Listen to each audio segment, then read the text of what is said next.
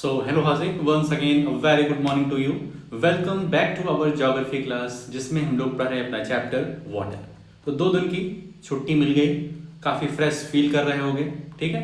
2 दिन से हमारी तरफ से कुछ तुम्हें होमवर्क नहीं मिल रहा था, तो फुल एंजॉय हमारे हो गए। तो वापस से अब हम लोग अपनी पढ़ाई पर जुटेंगे और चीज़ों को पढ़ेंगे। ज्योग्राफी कंप्लीट करने के बाद साइंस, सोशल साइंस में और जो सब्जेक्ट्स और जो तुम्हारे चैप्टर्स हैं उनको कवर करने की हमारी कोशिश रहेगी, ठीक है। फुल कंसंट्रेशन के साथ बने रहिए। इस चैप्टर में अभी तक हम लोगों ने जाना है कि वाटर कितना प्रीसियस है हमारे लिए, वाटर कितना अवेलेबल है हमारे इस अर्थ पर, और जिसमें से ज़्यादातर पानी लगभग 97% हमारा जो वाटर है वो सलाइन है, जिसको हम कंज्यूम नहीं कर सकते हैं। 3% जिसमें कुछ आइस कैप्स में है, कुछ ग्राउंड वाटर में है, कुछ रिवर्स में है, कुछ लेक्स में है। ये सब वाटर जो हैं ये हमारे फ्रेश हैं 3% में, ठीक है, जो हम कंज्यूम करते हैं। इसलिए वाटर बहुत ज़्यादा है, बहुत ज़्यादा होते हुए भी वाटर स्कार्सिटी होती है। वाटर क्यों हमें बचाने की मुहिम चलती है कि वाटर बचाओ, पानी बचाओ, जल ही जीवन है, ठीक है। इतना पानी होने के बावजूद भी ये स्लोगन, ये मुहिम इसीलिए चलती है क्योंकि 97% कहने के लिए है, सिर्फ और सिर्फ 3% हमारे पास है जिसे हम कंज्यूम कर सकते हैं, ठीक है। तो ये सब चीजें देखे थे पिछले क्लास में। हम लोग वेव्स के बारे में डिस्कस किए कि वेव्स किस तरीके से फ्लोट करती है, किस तरीके से बनती है। उसके बाद सुनामी का मंजर देखे कि सुनामी कितनी खतरनाक है, कैसे होती है। आज हम लोग कहानी को आगे बढ़ाएंगे, बहुत छोटू सा चैप्टर है, जो भी चीजें बची हुई हैं उसको आज यहाँ पर कवर करेंगे। तो फुल कंसंट्रेशन के साथ फटाफट से आ जाइए अपनी प्यारी सी NCERT पर। चलो भाई,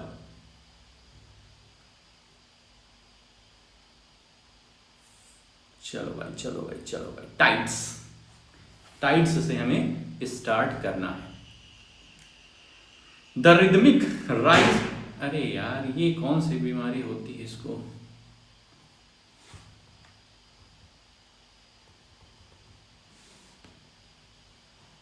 the rhythmic rise and fall of ocean water twice in a day is called a tide. कह रहे हैं कि जो हमारे ओशन वाटर का राइज और फॉल होता है, राइज और फॉल, ठीक है।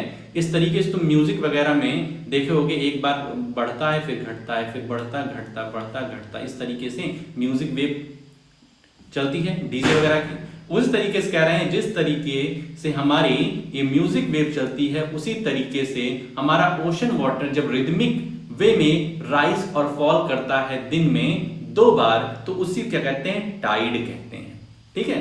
जब हमारा ओशन वाटर रिदमिक वे में एक दिन में 2 बार राइज और 2 बार फॉल करता है, तो उसी को हम लोग टाइड कहते हैं।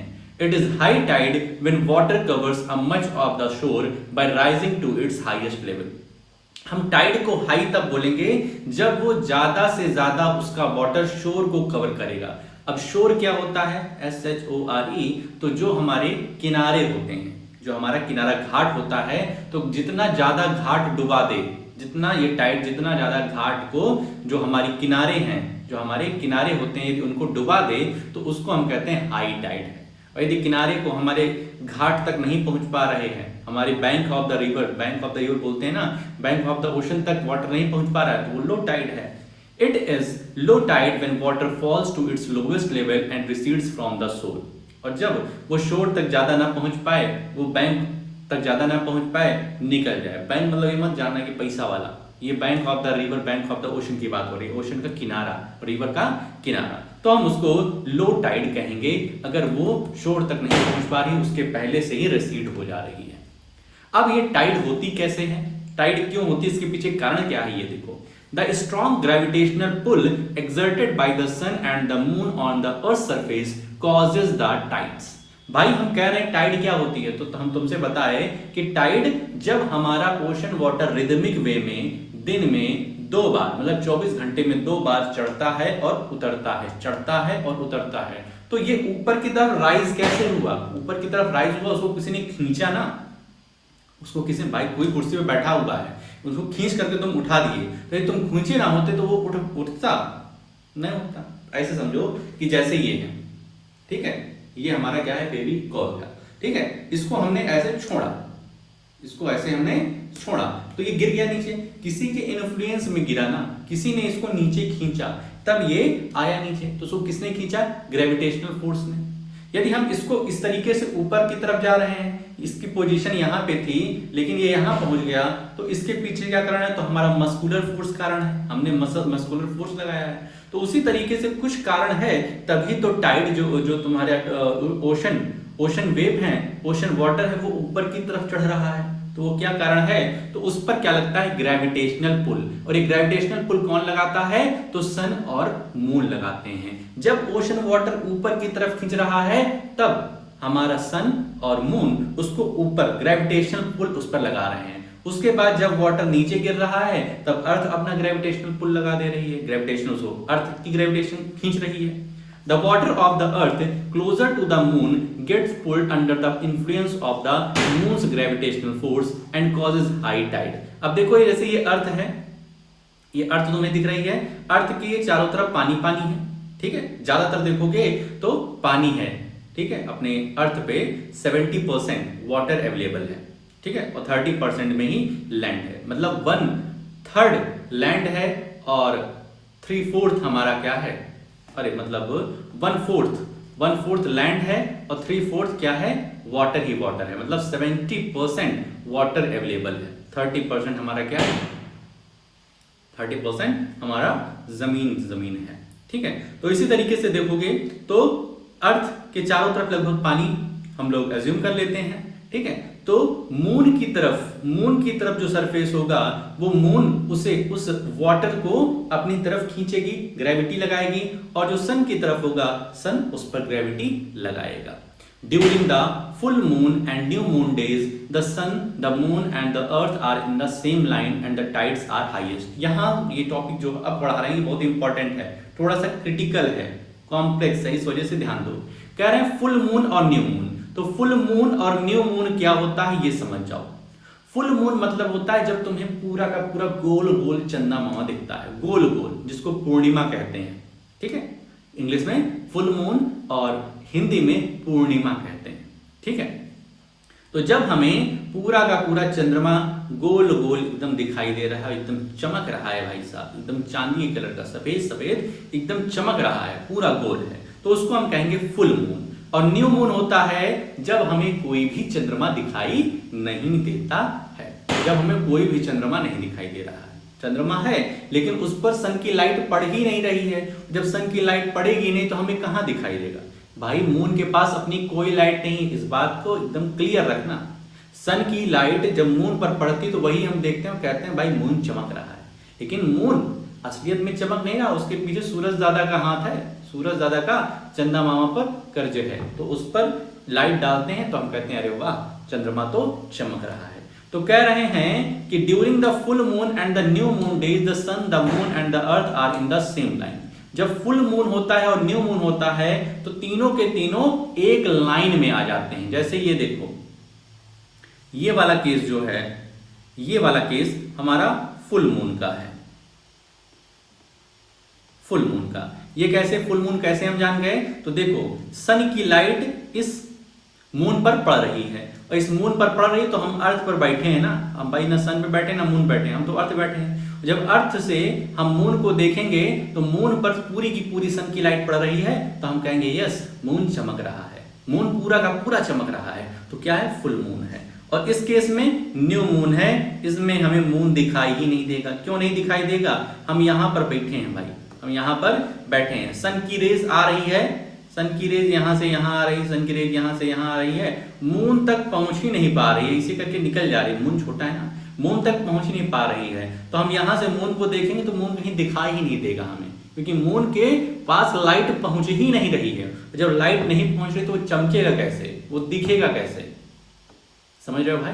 अभी यही लाइट हम बंद कर दे, इस कमरे को एकदम डार्क कर दे तो हमारा चेहरा देख पाओगे, नहीं देख पाओगे। तो उसके पीछे रिंग लाइट और कमरे की लाइट और जो सन इस समय बाहर है, सन की लाइट, उसकी प्रेजेंस में हमको देख पा रहे हो। हमारी कोई अपनी लाइट नहीं है, तुम्हारी कोई अपनी लाइट नहीं है, ठीक है। ऑरा वगैरह वो तो दूसरी बात है, लेकिन लाइट खुद की हम लोग के पास नहीं है, सिर्फ सन के पास अपनी लाइट है। यदि इस रिंग लाइट को बंद कर दें, इस लाइट को जो कमरे में लगी हुई है प्लस सन को हटा दें, ठीक है, तो तुम हमारे चेहरे को नहीं देख पाओगे। वैसे ही मून के पास इस वाले केस में लाइट सन की नहीं पहुंच रही है, तो ये केस है न्यू मून का। तो इस बात को समझ जाओ, अगर तुम्हें पूरा का पूरा चंद्रमा दिख रहा है, इसका मतलब चंद्रमा सूरज और पृथ्वी के, सन और अर्थ के बीच में है।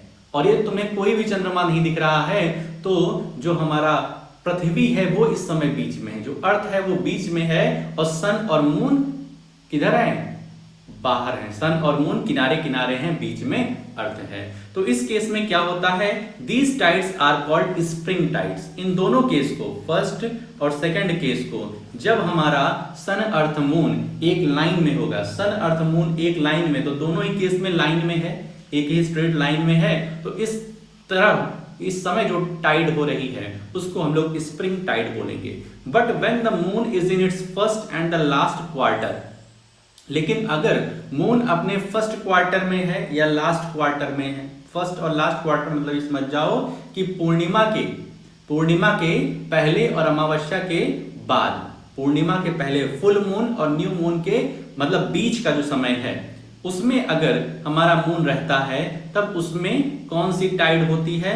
तो उसमें टाइड होगी हमारी नीप टाइड। क्या होगी? नीप टाइड। नीप टाइड में मून हमारा यहां पर और सन हमारा यहां पर। अब इस समय देखो, सन इधर से वाटर को खींच रहा है, तो इधर का वाटर थोड़ा सा बढ़ रहा है, और मून इधर से खींच रहा है, तो इधर से वाटर का सरफेस, वाटर जो है वो ऊपर की तरफ उठ रहा है, ठीक है। और इस बार तो दोनों एक साथ खींच रहे हैं, दोनों का ग्रेविटेशनल फोर्स एड ऑन हो गया है, तो वाटर जो है वो ज्यादा ऊपर उठेगा, वो वाटर ज्यादा राइज होगा। भाई इसको तो नहीं सोचो कि 10 केजी का तुम्हारे पास कोई एक वो रखा है डंबल, ठीक है। अब उसको तुम अकेले उठाओगे तो ज्यादा ताकत लगेगी, लेकिन दोनों तबाही उठाओगे तो खट से उड़ जाएगा, जल्दी उड़ जाएगा। क्यों? क्योंकि दोनों लोग की जो फोर्स है वो एड ऑन हो गई, ग्रेविटेशनल फोर्स एड ऑन हो गई। उसी तरीके से सन और मून जब एक ही लाइन में रहेंगे, तब ज्यादा टाइड उठेगी, तब ज्यादा वाटर का लेवल हाई होगा। लेकिन अगर सन और मून एक डायरेक्शन में नहीं है, सन किसी तरफ से फोर्स लगा रहा है, मून किसी तरफ से फोर्स लगा रहा है, तब हमारी टाइड ज्यादा नहीं होगी, उसको हम कहेंगे नीप टाइड। तो स्प्रिंग टाइड मतलब वाटर का लेवल बहुत ही हाई है, इसीलिए कहा जाता है फुल मून और न्यू मून पर नदी के पास मत जाओ, ठीक है। ऐसे लोग बोलते हैं, कहानियां सुनाते हैं, उसके पीछे कहते हैं भूत रहता है, ये रहता है, वो रहता है, परेत पकड़ लेते हैं। लेकिन साइंटिफिक वजह ये है कि उस दिन टाइड्स जो होती है बहुत ही ऊपर उठती हैं, क्योंकि ग्रेविटेशनल फोर्स बहुत ही हाई हो जाता है। तो अमावस्या के दिन, ठीक है, अमावस्या के दिन देखो बहुत सारी कहानियां सुने होंगे कि जब एकदम अमावस्या की रात होती है तो गीदड़ लोग बोलने लग जाते हैं, ऐसा कहानी सुने होंगे। और फुल मून जब पूरा पूर्णिमा रहता है, मतलब रात में भी हमें दिखाई देता है सामने, तो उसमें भी कई सारी भूतों की कहानी प्रचलित है। तो कारण क्या है कि लोग नदी के पास, लोग ओशन के पास उस दिन ना जाएं, क्योंकि टाइड्स जो होती है वो बहुत ही हाई होती है उस समय, क्योंकि ग्रेविटेशनल फोर्स एड ऑन हो जाता है। और बाकी दिन ग्रेविटेशनल फोर्स उतना नहीं लगता है, क्योंकि सन और मून डिफरेंट डायरेक्शन से उस वाटर सरफेस पर फोर्स लगा रहे हैं। The ocean water get drawn in diagonally opposite direction by the gravitational pull of the sun and moon, resulting in low tides. तो कह रहे हैं जब नीप टाइड्स है, मतलब सन किसी डायरेक्शन से लगा रहा है, मून किसी डायरेक्शन से लगा रहा है, तो हमारी लो टाइड रहेगी, ठीक है, समझ गए। These tides are called neap tides. ऐसे टाइड्स जो कि लो होती हैं उनको नीप टाइड्स बोलते हैं। High tides help in navigation. जब हाई टाइड्स होती है तो नेविगेशन में हेल्प करती है, हमें क्लियर होता है कि किधर सन की डायरेक्शन कौन सी है। They raise the water level close to the shores. This helps the ships to arrive at the harbor more easily. ठीक है, तो कह रहे हैं कि ये जो हाई टाइड्स होती हैं ये शोर के नजदीक पहुंचती हैं, किनारों के नजदीक पहुंचती हैं, और शिप्स को हार्बर तक पहुंचाने में बहुत ही हेल्पफुल होती हैं। मतलब जो हमारी शिप्स हैं उनको कम मेहनत करना पड़ता है, जो इसको चला रहा है उसको कम मेहनत करना पड़ता है, क्योंकि जो टाइड्स होती हैं वो शोर तक पहुंचती हैं, किनारों तक पहुंचती हैं, तो वो मतलब हेल्प कर देती हैं इनको पहुंचने में। The high tides also help in fishing. जब हाई टाइड्स होता है तो फिशिंग में हेल्प मिलती है। Many more fish come closer to the shore during the high tide. अब भाई जब हाई टाइड होती है तो वाटर शोर तक पहुंचता है, वाटर किनारों तक पहुंचता है, तो वाटर के साथ साथ मछलियां पहुंच जाती हैं और मछुआरों की बल्ले बल्ले हो जाती है। This enables fishermen to get a plentiful catch. The rise and fall of water due to tides is being used to generate electricity in some places. और ये जो वाटर का राइज और फॉल हो रहा है, इसकी हेल्प से कुछ प्लेसेस में इलेक्ट्रिसिटी भी जनरेट करने का काम किया जाता है। ठीक है, बात क्लियर हुई? आई होप सो कि टाइड्स तुम्हें समझ में आ गया होगा। अब लास्ट टॉपिक अपने इस चैप्टर का, ओशन करेंट्स। ठीक है, अब करंट्स मतलब ये मत समझना कि इसको तुम छुओगे तो तुम्हें करंट लग जाएगा, तुम्हारा हाथ झुंझुना जाएगा। करंट मतलब होता है फ्लो। करंट मतलब ये समझो कि फ्लो, फ्लोइंग। ठीक है, अब इलेक्ट्रिसिटी की बात होगी तो flowing of charges, flowing of electrons होगा, और इसमें जो करंट है तो flowing of water. Ocean current मतलब फ्लोइंग ऑफ वाटर। ठीक है, ocean currents are stream of water. ध्यान रखना, करंट मतलब कंफ्यूज मत हो जाना कि ओशन से करंट निकल रहा है, उसको छुओगे तो झुंझुना जाओगे, एकदम खून चूस लेगा, मर जाओगे, ऐसा नहीं। ओशन करंट मतलब flowing of waters, water. Ocean currents are stream of water flowing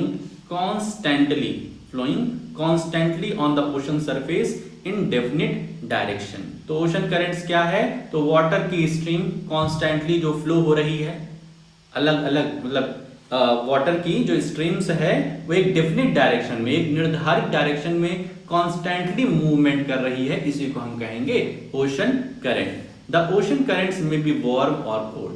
ocean current गर्म भी हो सकती है और ठंडी भी हो सकती है। Generally the warm ocean currents originate near the equator and move towards the poles. क्या कह रहा है? बहुत ध्यान सुनो। Generally the warm ocean currents originate near the equator. जो वार्म ओशन करेंट्स होती हैं वो इक्वेटर के पास जनरेट होती हैं। ये तो एकदम बहुत ही सिंपल बात है भाई। इक्वेटर क्या होता है? ये हमारी अर्थ है, ये हमारी क्या है? अर्थ है प्यारी सी। इक्वेटर क्या होती है? एक इमेजिनरी लाइन जो कि अर्थ को दो इक्वल पार्ट में डिवाइड कर देती है, ये हमारी इक्वेटर है। ठीक है, बहुत ध्यान से सुनो हाजिर भाई। ठीक है, ध्यान कम लगा रहे उसमें पढ़ाई में। ठीक है, इक्वेटर मतलब एकदम बीचों की बीच लाइन। और जो सन होता है, जो हमारा सन होता है, सन की ज्यादातर rays, most of the rays equator पर जल्दी पहुंचती हैं। बाकी पोल्स पर पहुंचने पर उसको समय लगता है, लेकिन सन की रेज इक्वेटर पर जल्दी पहुंच जाती क्योंकि पास में इक्वेटर होता है उसकी। तो भाई साहब, अगर सन की रेज इक्वेटर के पास जल्दी पहुंचेगी तो इक्वेटर के पास जो पानी है, पानी है, वो जल्दी गर्म होगा। तो वही तो बात यहां कर रहे हैं। Generally the warm ocean currents originate near the equator. Equator के पास वार्म ओशन करंट जनरेट होता है। करंट मतलब वाटर, ये समझना, मतलब यहां पर पानी जल्दी गर्म हो जाता है। And move towards the poles, और गर्म होकर के पोल्स की तरफ चलने लगता है। तो कुछ वाटर इधर घूमने लग जाएगा, कुछ वाटर इधर पोल्स की तरफ जाने लग जाएगा। Clear? The cold currents carry water from polar और हायर लैटिट्यूड्स टू ट्रॉपिकल और लोअर लैटिट्यूड्स। और जो ठंडे पानी रहते हैं वो हमारे पोलर से, जो पोलर रीजन है या फिर हायर एल्टीट्यूड है, वहां से लोअर एल्टीट्यूड पर आते हैं। ठीक है, अब इसको बीमारी फिर हो रही है। The Labrador ocean current is cold current while the Gulf stream is a warm current। अब यहां देखो एक फिगर दिया हुआ है लैब्राडोर ओशियन का। देखो ये लैब्राडोर करंट है। अब लैब्राडोर करंट जो है ये हमारे पोल्स के ज्यादा पास है, तो ये क्या होगा? ठंडा। तो देखो ब्लू रेज बनी हुई है, तो ये यहां से नीचे की तरफ इक्वेटर की तरफ आ रहा है। और गल्फ स्ट्रीम ये हमारे इक्वेटर के पास है, इक्वेटर रीजन के पास है। इक्वेटर मतलब एक ऐसी इमेजिनरी लाइन जो अर्थ को हाफ पार्ट्स में डिवाइड करे। तो गल्फ स्ट्रीम, यहाँ पर पानी जल्दी गर्म होगा और कहाँ भागेगा? ये पोल्स की तरफ भागेगा। तो देखो यहाँ पर ब्लू रेज नहीं, यहाँ पर रेड रेज मिली हुई है, रेड रेज बनी हुई है। रेड रेज मीन्स वार्म और ब्लू मीन्स कोल्ड। समझ जाओ बात को, फिर समझो। जो हमारी ओशन करंट होता है, ओशन करंट मतलब वाटर फ्लो करना, वाटर का फ्लो करना ही ओशन करंट है, ओशन के वाटर का फ्लो करना ही ओशन करंट है। अब कह रहे हैं जो हमारी अर्थ है, एक इक्वेटर लाइन होती है, इक्वेटर एक इमेजिनरी लाइन है जो हमारे अर्थ को दो इक्वल पार्ट्स में डिवाइड कर रही है।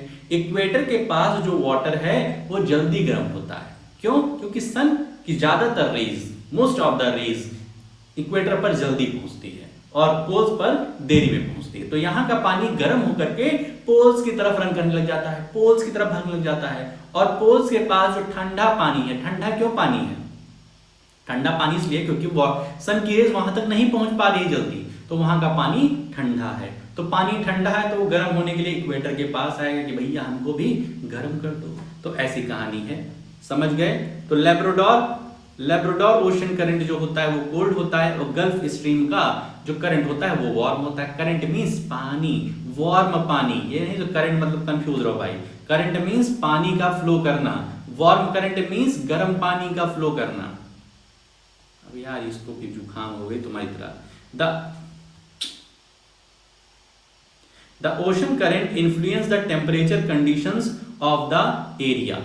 कह रहे हैं जो ओशन करंट होता है, वार्म है कि कोल्ड है, उससे वहां के एरिया का टेम्परेचर भी इन्फ्लुएंस होता है। वहां के एरिया का जो टेम्परेचर है, वहां की गर्मी और ठंडी है, उसमें उसको इन्फ्लुएंस करता है। Warm current bring about warm temperature over land surface. Warm current, अगर तुम्हारा पानी गर्म है तो वहां के एरिया का जो टेम्परेचर होगा वो भी वार्म रहेगा। The areas where the warm and cold current meet provide the best fishing grounds of the world।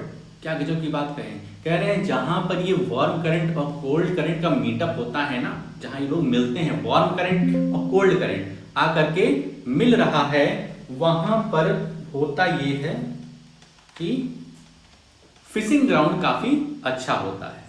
मतलब कि वहां पर फिशेस बहुत ज्यादा मिलती हैं और मछुआरों की बल्ले बल्ले हो जाती है। कहां पर? जहां पर वार्म करंट और कोल्ड करंट का मीटअप हो रहा है।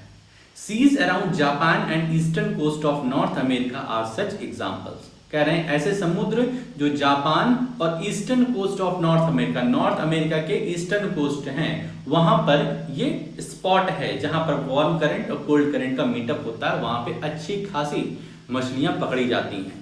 The areas where a warm and cold current meet also experience foggy weather। foggy weather रहता है, making it difficult for navigation। और जहां पर ये वार्म करंट और कोल्ड करंट का मीटअप होता है, वहां पर एनवायरनमेंट foggy हो जाता है, बहुत ही फॉग देखने को मिल जाता है और नेविगेशन करने में बहुत ही डिफिकल्टी होती है। जैसे कि फॉग अपने यहाँ होता है तो हमें चलने फिरने में दिक्कत होती है ना। तो इस तरीके से चैप्टर, प्यारा सा चैप्टर यहाँ पे खत्म होता है। तो इस चैप्टर में जो भी हम लोगों ने आज पढ़ा है और पहले पढ़ा है उसको एक बार अच्छे से रीड कर लेना।